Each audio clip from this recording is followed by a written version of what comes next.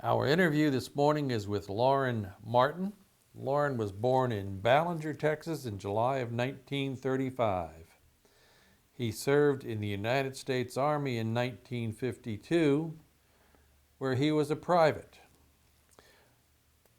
This interview is conducted at Burleson, Texas on Friday, March the 4th, 2011. My name is Dale Dexheimer. I'm not related to Lorin in any way. Also in the room is Milton Gibson, who is our videographer. This interview is conducted for the Veterans History Project at the Library of Congress and for Operation Remember, City of Burleson, Texas. And with that little introduction there, Lorin, you can tell us about your time in the Army. Okay, well, what happened, I used to live in Ballinger. I was born in Ballinger, Texas, and we moved to Phoenix, Arizona. And from Phoenix, Arizona, well, I had to take care of my mother and four brothers. My stepdad was in the crazy place, I guess you'd call it. Anyways, so I told my mother, I said, well, he got out, I said, I ain't staying here no more. So she had to sign for me. I went down and they signed for me. And I was supposed to go to the Air Force, but I asked them, I said, well, can I stay in the YMCA? And they said, yeah. So I stayed in the YMCA that night. And then the next morning they got up and said, you're going to the Army because you didn't pass enough tests. So they sent me, I told my mother, I said, if you want to see me, you better get out here right now because I'm leaving on the Greyhound bus for Fort Ord, California. I mean, we didn't know where we was going really, but I mean, I said we're leaving for the California anyways. And so we got out there and for two weeks there, we had to stay and know where we could go anywhere. We had to stay right there and I come in and your bed would be, if they'd come in and they bounced something on your bed, well, and it didn't bounce back up, you found your bed in the floor. And so, but we could go to the PX because we had a PX in that area, but that's all we could do. And then they shipped us over to the next barracks, which was Charlie Company, and we could go to the movies and everything there. But then we had to go out on rifle range at 5 o'clock in the morning and shoot. And one day I was in the barracks and they called me on the orderly room and I said, Captain Logan wants to see you. He was my company commander. And I thought, well, oh man, I'm in trouble, you know. So I went on up there and Lieutenant Josh was there and I saluted him and he said, Captain Logan wants to see you. And I walked in there and I saluted Captain Logan. He said, I got something for you. And I said, I thought, you know, I was in trouble, you know. And he said, I got a pin for you. And he gave me the highest medal in my company. I got the highest medal in an M1 rifle in my company. A company commander pinned it on me. And so from there on, well, we went through all the basic training, everything. Went through live machine gun bullets. I mean live machine gun, not rubber, but live. And they told us, said, whatever you do, don't raise your head because it'll kill you. And so we had to crawl through double war, Bob. Well, they wood it down. They wood it down, and we looked like a bunch of pigs when we come out of there. And we had to crawl through barbed wire, double wire, barbed wire with a rifle and field pack and all that stuff on it. And they sent us out one night to, they said, we're going to send y'all out. They took us out in the truck, and they said, we're going to give you a compass and a flashlight. Said, you got to find your way back. Well, two of us gave us two together, you know. So we went on out, and they gave it to us, and we went on out, and we found our way back. We used a flashlight and a compass, and we found our way back, but some of them didn't. Some of them went Monterey and Salinas, and they had to go get all of them. But anyways, it was nice, and Captain Logan was a real nice guy, but he was the kind of guy that if another company was going to pass him, you better look out because you're going to do double time. See, I was in the infantry. See, I was a foot soldier, and I was in the infantry, and we had to cross rifles, you know, and all that. But I never did go over. I got out with a 369. It's a general under honorable condition. And I called the general, commanding general, and asked him. I said, "Well, can I get back in?" He said, "No, you'll never have to go back in because you'll never have to go back in because you've got flat feet and everything. You'll never have to go back in." So that's the reason I got that discharge, dishonorable discharge on 369 is what it is. It's called a 369. It's called honorable conditions, and that's the way it was. And I stayed in there for long enough to do all my basic training and all that, and then I got out. You moved to Phoenix, Yeah. and you had to take care of 4 brothers 4 brothers and my mother. How old were you then, Lorin? I was 16 years old. You get a job? Yes, I got a job at a union. I was a union man. A guy at church got me a job with the union, and I got a hardship driving license. That's what I had to get, a hardship driving license. And Mom took care of my mother and 4 brothers, and I made $1.25 an hour. Doing what? I was an apprentice carpenter. Okay. And this old guy went out there to this place, and he said, "Yeah, you can go down there and shovel concrete with, get you a shovel and go down and shovel concrete." Well, he's a foreman, you know, so I said, okay. So I go on down there. Union guy comes out, and he says, "Hey, what are you doing down there shoveling concrete? This is a laborer's job." He says, I said, "Well, the foreman sent me down here." He said, "Come on, get in my car." He got in that car. Oh, man, he went up that foreman one side and down the other. And he said, "If you don't have somebody back here to do that for apprentice carpenter, I'll take him back to the deal." But he did. He said, "And if I come out again and you've got one of my apprentice carpenters or carpenters down there shoveling concrete, I'll close this job down." And they can do it because, see, Arizona, people don't know it, but you have to belong to a union practically to work in Arizona because it's closed shop. Okay. How long were you an apprentice carpenter? I was apprentice carpenter for about 2 years or something.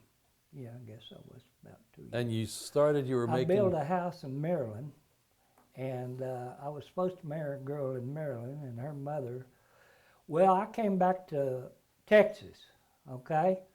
And this was back in '54, I guess it was, and I was coming back, and I got this, was operated up in the McKinney Hospital, McKinney, Texas, in the Veterans Hospital. And I went in there, and that doctor, he happened to go back in there for something. I don't know what he went back in there for, and he saw it, and he says, take him back to his room. They had me all doped up and shaved and everything, doped up and everything. He says, he's too young. You have to take him back because his mother's got the sign for him. That's how young I was. Still. You started as an apprentice, carpenter at $1.25 an hour, right? Sure did. After 2 years, what were you making? Do you remember? Still making the same thing. Still $1.25? I Okay. couldn't pick up a saw or nothing. I could pick up the saw, but I couldn't use it after give it to the carpenter. Okay. Yeah, I couldn't use it. I could drive nails, but that's all. Use a hammer, but that's all I could do. You went to basic at Fort Ord, California. Right. What'd you do in basic? What time did they get you up in the morning, Lorin? 5 o'clock in the morning. Were you used to getting up that early? No. No. They had over. And one time I was going to the show, and the deal came, for them to put the flag down, Reveille or what they call it. Well, anyways, after I got through, we all have to stop, the cars and all stop, And I walked on by this guy, and he says, "Come here." I walked back to him. He said, "Don't you know an officer when you see one?" I said, "No, sir. I guess I didn't know you was an officer." What he is a warrant officer. And he told me, he said, now I tell you what, you salute me. Boy, he made me salute him and salute him and salute him. I thought I never gonna get through saluting that guy. But they're high up now, you know. They wasn't back then, but they're really high up now. Warrant officers really high up now. They get you up at 7 o'clock. Oh, 5 Or o'clock. 5 o'clock, okay. 5 o'clock in the morning on the rifle range. What time do you go to breakfast? We went to breakfast after, we went to breakfast about a little after. Well, we went to breakfast first. Okay. Then we go to the rifle range. So you went to breakfast at 6 o'clock? Oh, we went to breakfast earlier than that. Earlier than that? Oh, yeah, Okay. because we had to be on the rifle range at 5 o'clock in the morning. Okay. What'd you have for breakfast? You went down to a chow hall, I guess, right? Yeah, we had eggs and stuff like that. They eggs, cook them to order bacon. for you? Huh? You get them sunny side up or any way you wanted them? No, you scramble. That's the way they Always came. Scrambled. And lots of times we had to eat horse meat, I'm sure.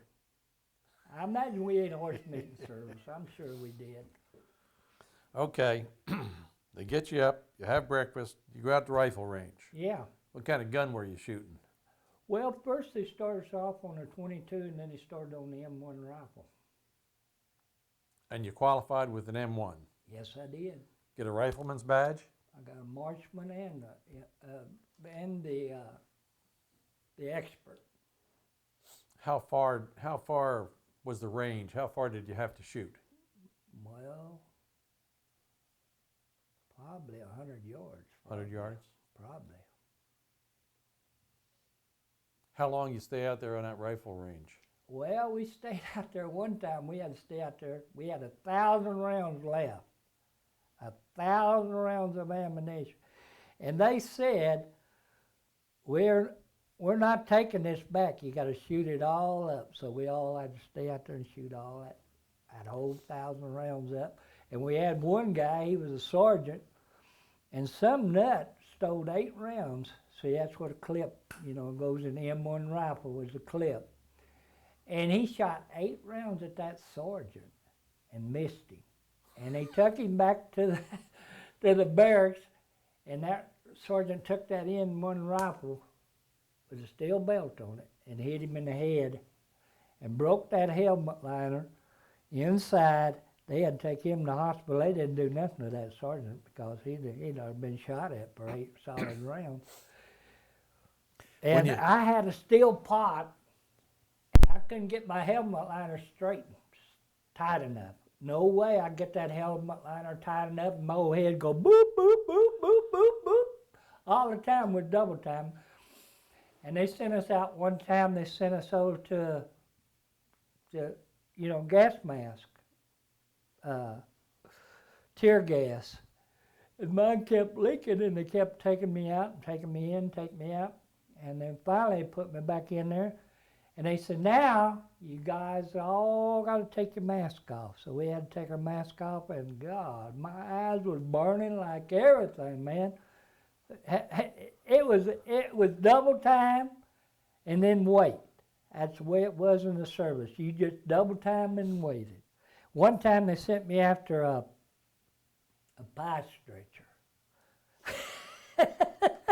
And I went all over the place looking for a pie stretcher, and them guys were laughing and everything. I thought, well, you go to different barracks and they're laughing like everything. And I go back to my regular barracks, which I did KP, I had to do KP too. And I had to do guard duty. One time I was doing guard duty and I was walking so cold. It was so cold, and I had that big old overcoat on you that they give you, and I wished I'd had another one. And you could stick your hand out like that and you couldn't see it, I'll tell you that for sure. And I was out there with an M1 rifle with no bullets, just walking the guard duty. It was something else. But anyways, I got back to that barracks and about that pie stretcher, and they was all laughing. And I said, I can't find one. They said, there ain't no such thing as a pie stretcher. They was all laughing about it. When you had to shoot up this 1,000 rounds, Yeah. I would imagine you were happy to do that. Oh, yeah. Yeah. You were a good shot, so. Oh, yeah. Yeah. So I started How many of you went out? I started shooting 22s when I was a kid. Okay. Yeah. How many of you went out to the range to shoot up this 1,000 rounds, Lorin? The whole company. And Our how many whole would that be? company. 100? Well, it'd be more than that. More than that? Imagine, yeah. I would imagine. So really, 'cause they were- that thousand rounds, y'all each got to shoot what? One clip? Yeah, about? probably one clip. Yeah. Okay. Okay. And really, you like that because you were a good shot. Oh yeah. Okay. I liked it. Your day. We're talking about your day. They get you up. They get down to mess hall and eat them scrambled eggs. Yeah. Go out to rifle range. Yeah. Shoot up your extra ammunition. Right. Okay. What time you get off the range? 11 o'clock? 10 o'clock? Yeah, something like that. Cause when we went to chow, You marched everywhere you went. and we had to do sea rations too. If you went to the chow hall, though, No, you didn't do no sea rations there. Okay. No. They took us out in the truck and we had to do sea rations. but when you leave the rifle range, you go back to chow hall. Yeah. Going to march that. How far is that? It's right there in the same area. But So you're only going to march quarter of a mile, half a yeah, mile? something like that. Yeah. In a company. Yeah. Company strength everywhere you go. Mm-hmm. What'd you have for lunch? Oh God, I don't remember now. It's been so long. It wasn't the same thing every day, but Yeah, probably. was the chow pretty good, basically? Yeah, it was. It was good chow. Yeah. I tell you what, you either lost weight or gained weight in the service. Which you do? I think I lost it. You did? I think Okay. so. And you had to say yes sir or no sir. And they throw us. One day we was out there checking our rifles, you know, and you throw them to the officer and he catches them and he looks at them, you know, and then he throws them back at you. And he throwed it back at this guy and he dropped his. He dropped it, man, and he had to sleep with every rifle in that platoon on his bed. He had to sleep with it. So he wouldn't drop it again? No, I don't think so. And it was yes sir or no sir. There wasn't no what and when or what in the service. No. It was something else, man. I tell you, shoot, you did what they told you to do in there. To get you up, go to breakfast, go to rifle range, go Yeah. to lunch. What are you going to do in the afternoon? Well, we go back to, well, they had me out there marching me after, you know, everybody'd be in there cleaning their shoes and rifle and everything, shining their shoes and everything. I'd be out there marching with nothing but a tomb sergeant trying to stay in step and couldn't do it. Yeah, we'd go to mess too, you know, in the evenings, yeah. Oh, yeah. Did KP and all that. Did you do KP? Yes, I did. I had to do KP. You peel potatoes? No, I didn't peel potatoes, but I worked in the kitchen, hired out the food, put out food. Okay. No, I never did have to peel potatoes. You remember any of the guys that were in that platoon or the company with you, Lorin? No, not really. I don't remember, man.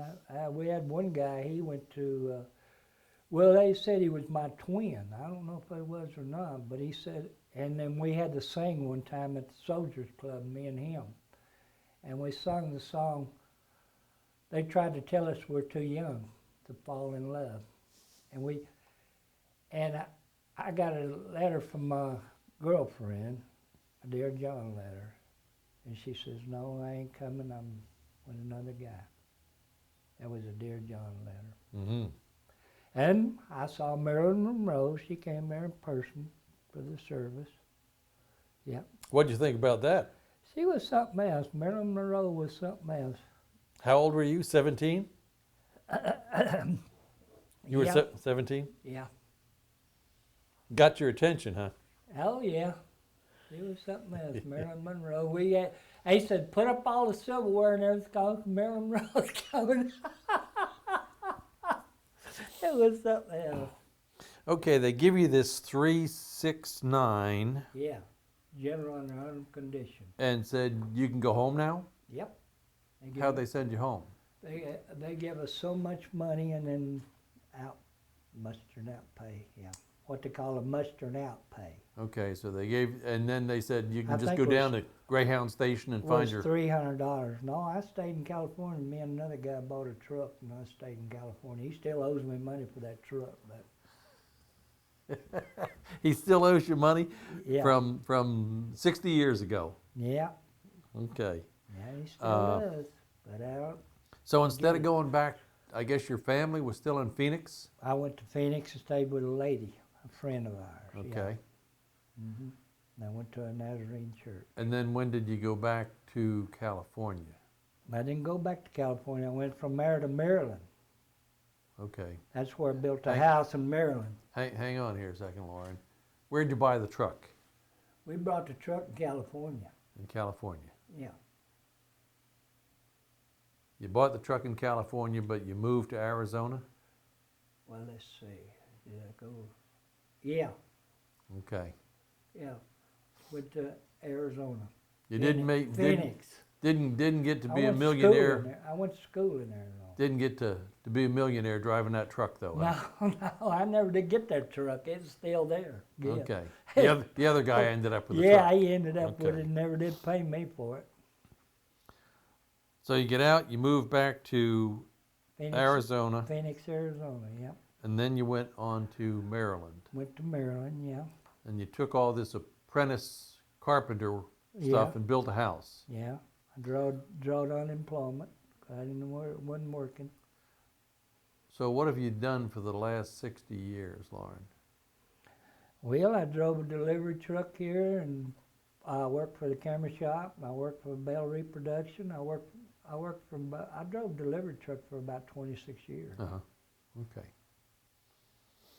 And my boss at the camera shop, he say, "Well, did you go home today and watch TV?" I said, "I sure did. I pull my run and then I go home and watch TV on company time." Well, I don't know about that doing it on company time. Well, he didn't care. As long as I got my run pulled, he didn't care, see? He didn't care as long as you got your run pulled, he didn't care.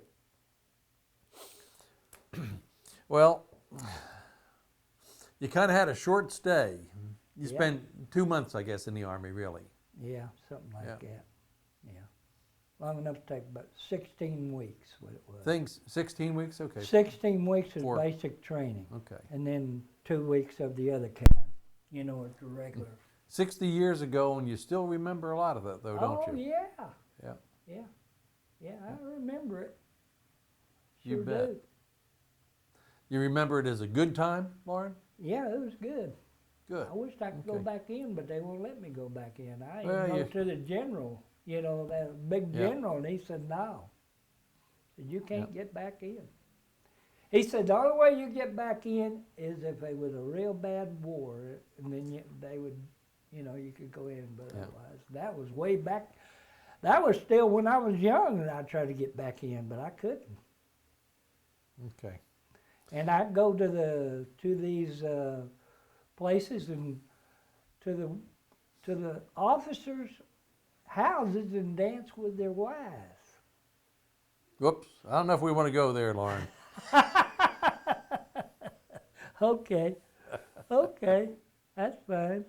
Lorin, we appreciate you taking the time to come down and talk to us today. All righty, Short story, but an interesting story. all righty, Appreciate your time in the military, sir. all right. Thank you. Thank you. Appreciate it.